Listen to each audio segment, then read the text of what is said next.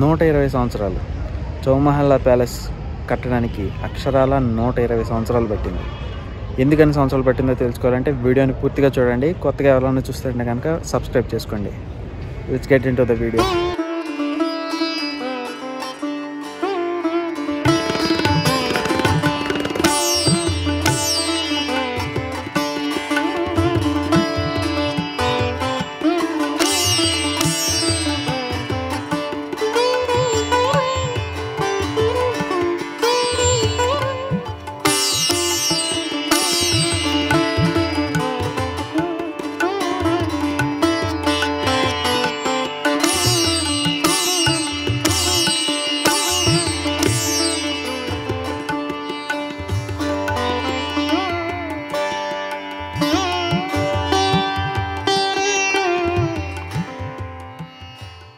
మిత్రులందరికీ నమస్తే. నేను మీ Nagarjuna Kolli. Welcome to another travel video.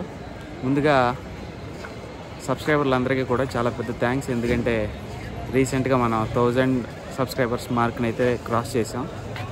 So ఎవరన్నా చూస్తున్న వాళ్ళు సబ్స్క్రైబ్ చేసుకోకపోతే కనుక వెంటనే సబ్స్క్రైబ్ చేసుకోండి. ఇవాళ అయితే మనం చౌమహల్లా ప్యాలెస్ చూడటానికి వచ్చాం. చూస్తున్నారు కదా, ఇప్పుడు మనం చార్మినార్ దగ్గరికి వచ్చేసాం. ఇక్కడ నుంచి జస్ట్ ఒక 600 మీటర్స్ ఉంటుంది. ఒకవేళ ఎవరైనా చౌమహల్లా ప్యాలెస్ చూద్దాం అనుకుంటే కనుక మార్నింగే చార్మినార్ చూసేసి ఆ తర్వాత చౌమహల్లా ప్యాలెస్ చూసుకుంటే సరిపోతుంది. నేను నిన్న చేసిన తప్పు ఏంటంటే శుక్రవారం సెలవని నేను మ్యాప్లో చూసుకోవాలా, వచ్చేసాను. ఇక్కడికి వచ్చాక చూస్తే అది గేట్స్ క్లోజ్ చేసి ఉన్నాయి. మీరు ఆ తప్పు మాత్రం చేయకండి. సో శుక్రవారం అనేది హాలిడే చౌమహల్లా ప్యాలెస్కి. సో గూగుల్ మ్యాప్స్ని బట్టి వచ్చేస్తే మనకి డైరెక్ట్గా ఇటు చూపిస్తుంది. అది కూడా అక్కడ కనిపిస్తుంది బోర్డు కూడా. ఇది వరకు అయితే కనుక వెస్ట్ సైడ్ నుంచి ఉండేదంట, ఒక క్లాక్ టవర్ ఉండి అటు నుంచి ఉండేదంట ఎంట్రన్స్. బట్ ఇప్పుడేమో మనం నార్త్ నుంచి ఎంటర్ అవుతున్నాం. సో టికెట్స్ ఆ ముందలు తీసుకోవాలంట. ప్యాలెస్లోకి అయితే ఎంటర్ అయ్యాం. ఏదో రెనోవేషన్ వర్క్ అది చేస్తున్నట్టున్నారు. ఒక విషయం ఏంటంటే ఇది వచ్చేసి చాలా ఏళ్ల క్రితం కట్టింది. బట్ సమ్ 50-60 ఇయర్స్ పాటు ఎవరు దీన్ని పట్టించుకోకుండా పాడుపడిపోయిందంట. రీసెంట్గా 2005లో దీన్ని రెనోవేషన్ అయితే చేశారు. సో ఇంకా ఏవో పనులు జరుగుతున్నట్టున్నాయి. ఇదే మెయిన్ ఎంట్రన్స్. ముందు టికెట్ తీసుకున్న తర్వాత ఎంటర్ అవుతాం లోపలికి. సో యాజ్ యూజువల్గా ఎంట్రీకి 100 రూపీస్ అండ్ మొబైల్ ఫోటోగ్రఫీకి 50 రూపీస్ తీసుకున్నారు. మెయిన్ గేట్లోంచి ఇలా లోపలికి రాగానే సెక్యూరిటీ చెక్ ఉంది. అది అయిపోయి వస్తే కనుక మీకు స్ట్రైట్గా లాన్, తర్వాత వాటర్ ఫౌంటైన్, దాని తర్వాత ప్యాలెస్ అనేవి కనిపిస్తాయి. చూసుకోవచ్చు, చక్కగా పచ్చగా ఉంది మొత్తం అంతా కూడా. రైట్ సైడ్లోను లెఫ్ట్ సైడ్లోను మనకి 2 కారిడార్స్ కనిపిస్తున్నాయి కదా. ఇవేంటంటే అప్పట్లో గెస్ట్ వచ్చేవాళ్ళు కదా రాజుగారికి. సో వాళ్ళని ఇక్కడ ఉంచేవాళ్ళంట, అందుకు ఉపయోగించేవాళ్ళంట వీటిని. ఇప్పుడు వీటిని ఎందుకు యూజ్ చేస్తున్నారో ఒకసారి వెళ్ళి చూద్దాం.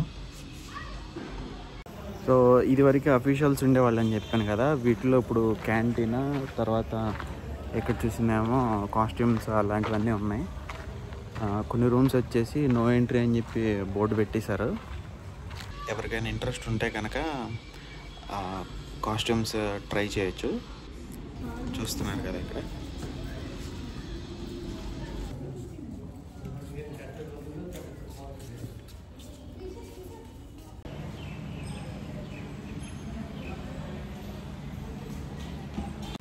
ఇటు పక్కన మనకి కూర్చోవడానికి చక్కగా బెంచెస్ అవి పెట్టారు.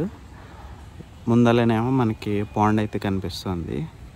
ఫౌంటైన్లు ఉన్నాయి కానీ ఇప్పుడు ఆన్ చేయలేదు. ఇప్పుడు మనం చూస్తుంది మెయిన్ ప్యాలెస్ అనమాట. ఈ ప్లేస్కి అసలు ముందు చౌమహల్లా ప్యాలెస్ అని ఎందుకు వచ్చిందంటే ఇక్కడ మొత్తం 4 మహళ్ళు ఉన్నాయి. అందుకని చెప్పి చౌమహల్లా అనే పేరు పెట్టారనమాట. సో ఇప్పుడు మనం చూస్తుంది మెయిన్. దీని వెనకాల ఇంకొక 3 ఉన్నాయి. అవన్నీ కూడా చూద్దాం. హైదరాబాద్ని పరిపాలించిన లాస్ట్ రాజులు తెలుసు కదా, నిజాంలు అంటారు కదా మనం. వాళ్ళ వంశం అసలు పేరు అసఫ్ జాహీల్ అనమాట. సో వాళ్ళకన్నా ముందు హైదరాబాద్ని పాలించింది కుతుబ్ షాహీలు. సో కుతుబ్ షాహీల అనంతరం పవర్ అనేది కొంతకాలం పాటు మొఘల్ రాజుల దగ్గర ఉంది. సో తర్వాత అనేది ఆసఫ్ జాహీల్ దగ్గరికి వచ్చిందనమాట. ఇప్పుడు మీరు చూస్తున్న ఫోర్ట్ కట్టకముందు కుతుబ్ షాహీలది ఇంకొకటి ఉండేదంట ఇక్కడ. దాని ప్లేస్లో ఇప్పుడు ఆసఫ్ జాహీలు మీరు చూస్తున్న కోటను అయితే నిర్మించారంట. 1750లో సలాబత్ జంగ్ అనే ఆయన నిర్మాణాన్ని స్టార్ట్ చేశారంట. సో అది 120 ఏళ్ళు పట్టిందంట మొత్తం అంతా కన్స్ట్రక్షన్ అంతా జరగడానికి. ఎందుకు అంత టైం పట్టింది అనేది లోపలికి వెళ్ళాక మనకు తెలుస్తుంది. ఎందుకంటే అంత బ్యూటిఫుల్గా ఉంటుంది. 1870 ఆ ప్రాంతాల్లో కన్స్ట్రక్షన్ అయితే కంప్లీట్ అయిందనమాట. అప్పటి నుంచి కూడా నిజాంలు ఈ ప్యాలెస్ని బేస్ చేసుకుని మొత్తం సామ్రాజ్యాన్ని పరిపాలించేవాళ్ళంట నిజాంలు. సో లోపలికి వెళ్దాం. లోపల మనకి ఆ సింహాసనం అవన్నీ కూడా కనిపిస్తాయి. సో మెయిన్ ప్యాలెస్లోకి వెళ్ళబోయే ముందు మీరు ఇక్కడ చూడొచ్చు, మనకి లెఫ్ట్ సైడ్లో క్లాక్ టవర్ ఒకటి కనిపిస్తుంది అనమాట. ఇంతకుముందు అయితే దీన్నే మెయిన్ ఎంట్రన్స్గా యూజ్ చేసేవాళ్ళంట.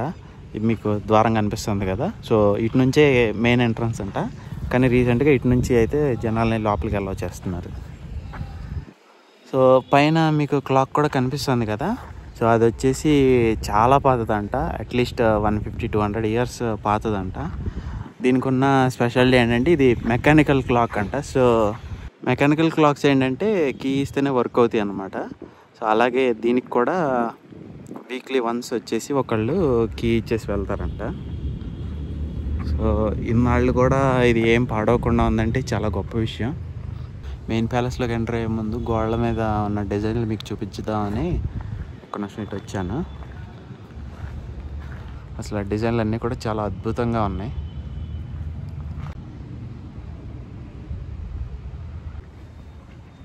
సో మెయిన్ ప్యాలెస్ని వచ్చేసి కిల్వత్ ముబారక్ అంటారు అనమాట.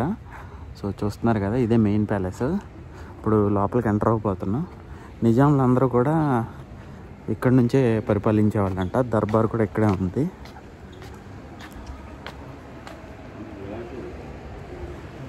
బయటికి ఇక్కడికి అట్లీస్ట్ ఒక 10 degrees అన్న టెంపరేచర్లో తేడా ఉండొచ్చు.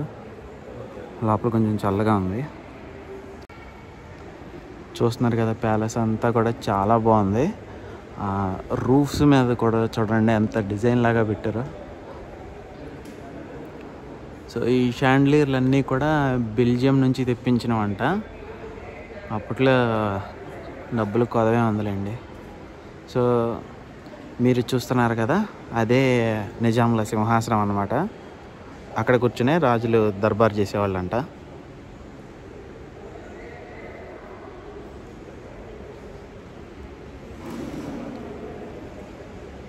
అసలు ఆ డిజైన్లు అంతా కూడా చాలా బాగున్నాయి.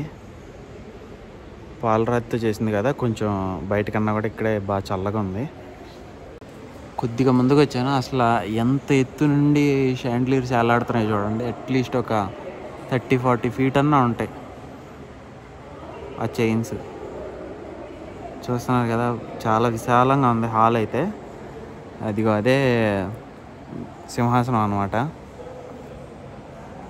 సింహాసనం అంటే నేను జనరల్గా ఒక కుర్చీలాగా ఉంటుందేమోనని ఊహించాను, కానీ ఇది కూర్చున్నట్టే ఉంటుంది, నేల మీద కూర్చున్నట్లే ఉంటుంది.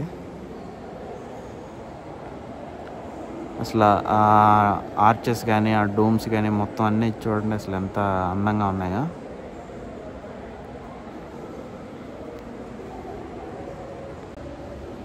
ఎక్కడ చూసినా కూడా దర్వాజాలు అయితే కనుక చాలా హైట్లో ఉంటున్నాయి. ఇటు నుంచి మనం లోపలికి వెళ్ళొచ్చు. ఇక్కడ ఒక చిన్న డిస్ప్లే లాగా ఉంది చూడండి. లోపలంతా కూడా మనకు అప్పట్లో ఉన్న నిజాం రాజుల ఫోటోలు, అప్పట్లో నిజామ్స్ ఎలా ఉండేవాళ్ళు అనే ఫోటోలు అన్నీ ఉన్నాయి. ఇక్కడ చూస్తున్నారు కదా, కొన్ని ప్యాలెస్ల నమూనాలు అయితే ఉన్నాయి. ఇప్పుడు అది వచ్చేసి మక్కా మసీద్ అనమాట. ఇక్కడేమో అప్పట్లో వాడే రూపాయలు అవన్నీ ఉన్నాయి. ఈ సైడ్ చివర ఉన్నవన్నీ కూడా రూపాయి నోట్లు. ఇక్కడ కనిపించేది వచ్చేసి ఇది 10 రూపాయల నోట్ అంట. అది ఈ రెండు కూడా 10 రూపాయల నోట్లు. ఆ చివరిది వచ్చేసి 100 రూపాయల నోట్ అంట. అది చాలా పెద్దగా ఉంది. ఇవన్నీ కూడా నాణేలు.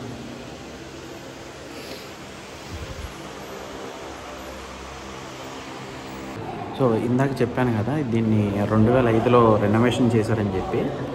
రెనోవేషన్ చేసినందుకు కానీ ఈ ప్యాలెస్కి ఏషియా పసిఫిక్ యునెస్కో వాళ్ళ నుంచి అవార్డు అయితే పొందడం జరిగింది. సో దాన్ని చూస్తున్నారు కదా. సో ఇదే అనమాట అవార్డు. ఇంకా చాలా అవార్డ్స్ అయితే చౌమహల్లా ప్యాలెస్కి అయితే ఉన్నాయి. ఈ దర్బార్ హాల్ పైన ఫస్ట్ ఫ్లోర్ ఉందన్నమాట. సో అందులో ఏంటంటే అప్పట్లో రాజులు వాడిన వస్తువులు కానీ అప్పట్లో వాళ్ళు వాడిన వస్త్రాలు ఇలాంటివన్నీ కూడా ఫస్ట్ ఫ్లోర్లో ఉన్నాయి.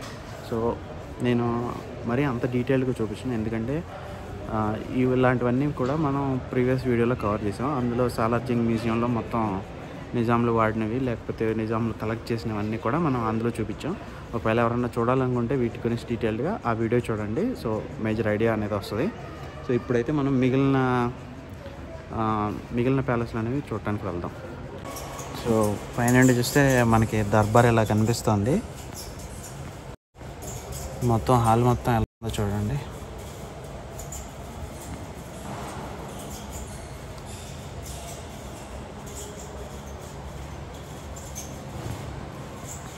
ఇప్పుడు మనం కిందకు వచ్చేసాం.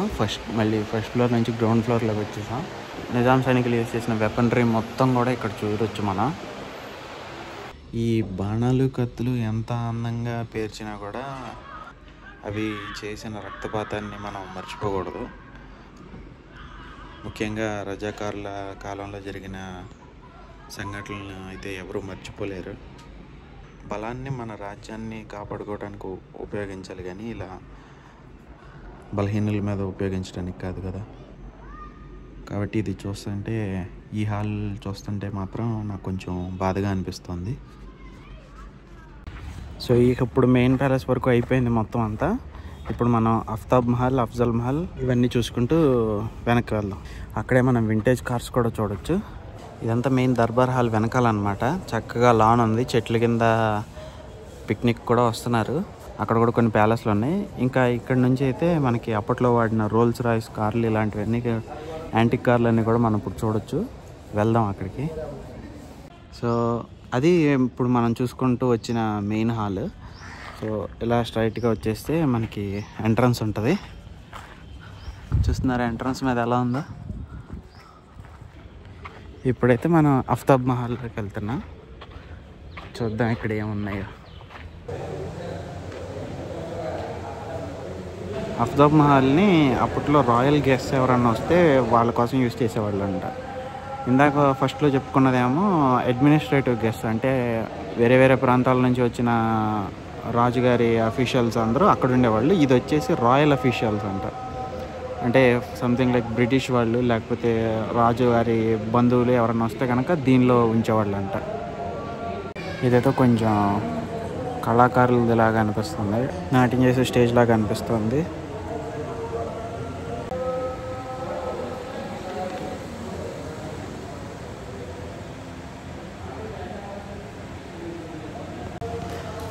ఇక్కడ రిఫ్లెక్షన్ రావడంతో కొంచెం సరిగ్గా కనపడట్లేదు మీకు. ఇట్లా చూడండి. సో అప్పట్లో ఉమెన్స్ ఎలా ఉండేవాళ్ళు, వాళ్ళ డ్రెస్సింగ్ స్టైల్ అదే ఎలా ఉండేది అనేది ఇక్కడ చూపిస్తున్నారు అన్నమాట. కనిపిస్తుంది కదా. సో ఇక్కడేమో వాళ్ళ కుర్తాలు, వాళ్ళ డ్రెస్సులు ఇవన్నీ ఉన్నాయి.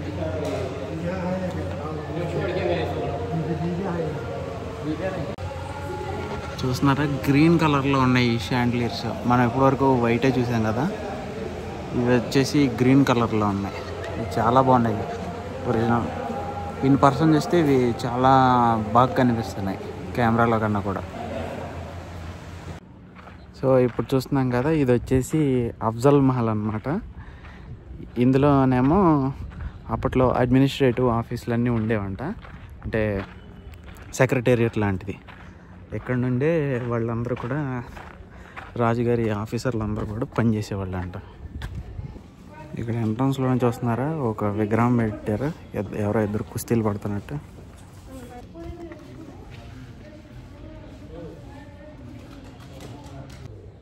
లోపలికి అయితే వెళ్ళనివ్వట్లేదు, బట్ ఎంట్రన్స్లో నుండి చూడొచ్చు.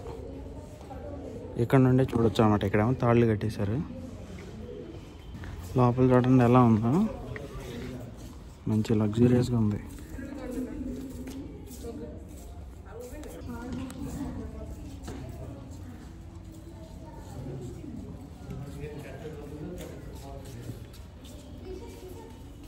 ఇక్కడ సీలింగ్కి చూడండి సీలింగ్ వర్క్ మొత్తానికి కూడా గోల్డ్ కలరింగ్ అయితే వేశారు ఇక్కడ. లోపల కూడా చూశారు కదా ఎంత లగ్జూరియస్గా ఉందో. ఇక్కడ నుండి వ్యూ చూడండి వెనకాల ఎంత బాగుందో. పాండ్ మీకు కనిపించే మహల్ వచ్చేసేమో తెహ్నియత్ మహల్. ఇందాక చూసి మనం మెయిన్ మహల్ అయితే కాదు, ఇదేమో తెహ్నియత్ మహల్. చూడండి వెనకాల నుంచి ఎంత బాగుంది. ఇక్కడ మనకి ఇంకొక మహల్ మెహతాబ్ మహల్ అని చెప్పి ఇంకొకటి ఉంది. సో మెహతాబ్ మహల్ని వచ్చేసి చిన్న చిన్న గ్యాదరింగ్స్కి వాటికి యూజ్ చేసేవాళ్ళు అంట. నిజాం ఫ్యామిలీ ఉంటుంది కదా, వాళ్ళందరూ వచ్చేసి ఇక్కడ గ్యాదర్ అయ్యి టైం స్పెండ్ చేయడానికి వాడేవాళ్ళు అంట. కాకపోతే ఇదేమో కంప్లీట్గా క్లోజ్ అయిపోయి ఉంది. చెట్టుని చూస్తున్నారా, ఇదేంటి అనుకుంటున్నారు? చింత చెట్టు. నార్మల్గా చింత చెట్లు ఇట్లా ఉండవు కదా, కానీ వీళ్ళు భలేగా కట్ చేశారు చూడండి. మంచి నీడ వస్తున్నాయి.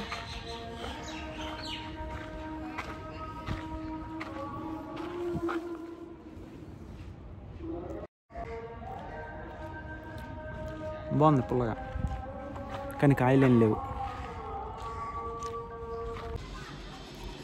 సో ఇప్పుడు మీరు చూస్తున్నది వచ్చేసి తెహ్నియత్ మహల్ అన్నమాట. సో ఇందులో ఏంటంటే నిజాం మరియు తన ఫ్యామిలీ ఉండేవాళ్ళంట. సో ఇదైతే రాజనివాసం. ఇప్పుడైతే మనం వింటేజ్ కార్స్ వైపు వెళ్తున్నాం. ఇక్కడ చూడండి కన్స్ట్రక్షన్ అంతా కూడా బాగుంది. ఎంట్రన్స్లో ఆర్చ్ చూడండి ఎలా ఉందో.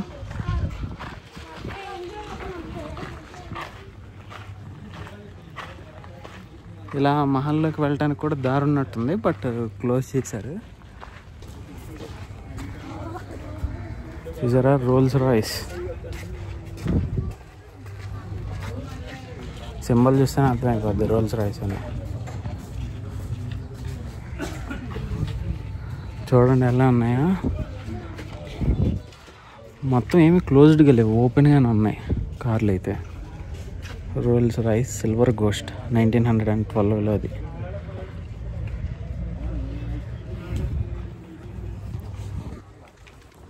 ఇది కనిపిస్తుంది కదా ఫోర్డ్ టూరర్ అంట 1934లో. చూసారా స్పేర్ టైర్ ఎక్కడ పెట్టారో.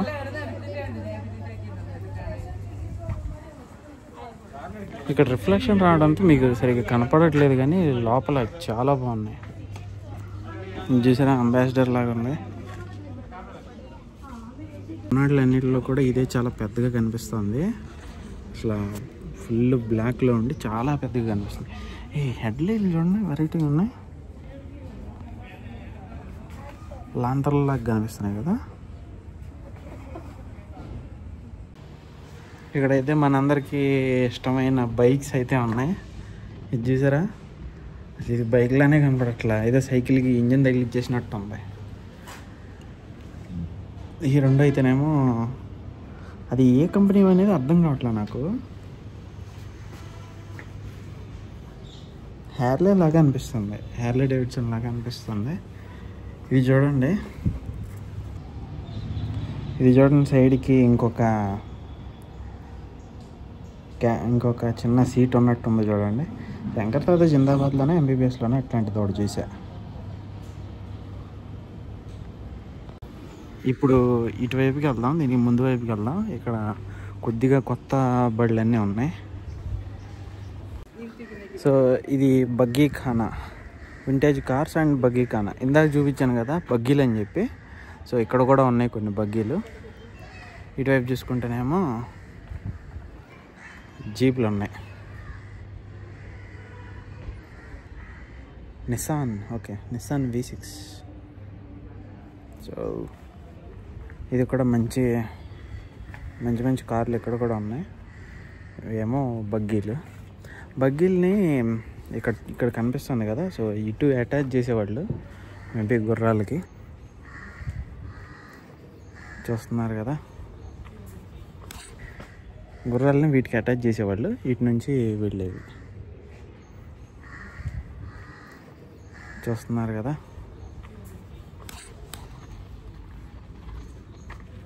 మొత్తం అంతా చూడండి ఎంత ప్రశాంతంగా ఉందో.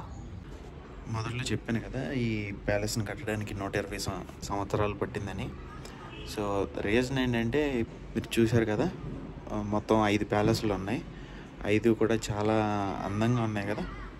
సో డిజైన్లు అన్నీ కూడా చాలా కాంప్లికేటెడ్ డిజైన్స్. సో అవన్నీ కట్టాలంటే టైం పడుతుంది. సో దాంతోపాటు ఒక రాజు తర్వాత ఇంకొక రాజు వచ్చే టైంకి డిజైన్లో చేంజెస్ అన్నీ జరిగి దానివల్ల కూడా లేట్ అయిందంట కొంతవరకు. మిగిలినంతా కూడా ఏంటంటే చాలా వరకు పార్ట్స్ని, చాలా వరకు ఎక్విప్మెంట్ని వేరే దేశాల నుంచి తీసుకురావడం జరిగింది. సో దానివల్ల కూడా చాలా వరకు లేట్ అయిందంట. సో వీటన్నిటి మూలంగా 120 సంవత్సరాలు పెట్టింది కట్టడానికి. సమ్మర్లో ట్రావెల్ చేసేవాళ్ళు చాలా జాగ్రత్తగా ఉండండి. చూస్తున్నారు కదా 41 degrees ఉంది. మిట్ట మధ్యాహ్నం 2 అయింది. 42 degrees అంటే హైదరాబాద్లో 42 degrees టచ్ అవటం నేను చాలా రేర్గా చూసాను. ఈ సంవత్సరం మాత్రం చాలా ఇబ్బంది పడతారు. ట్రావెలర్స్ ఎవరైనా ఉంటే కనుక చాలా సేఫ్గా ఉండండి. Water, hat, white colour dresses అయితే వేసుకోవటం మర్చిపోకండి. ఫుడ్ రెడీగా పెట్టుకోండి ఎక్కడన్నా. సో చాలా కేర్ఫుల్గా అయితే మాత్రం ఉండండి. ఇది వాళ్ళ వీడియో. మీకు నచ్చింది అయితే అని అనుకుంటున్నాను. సో నచ్చితే కనుక వెంటనే లైక్ చేయండి, షేర్ చేయండి, కామెంట్ చేయండి, సబ్స్క్రైబ్ కూడా చేసుకోండి. సో ఫ్యూచర్ వీడియోస్ ఏం మిస్ అవ్వకుండా ఉంటారు. So thanks for watching and see you guys in the next video.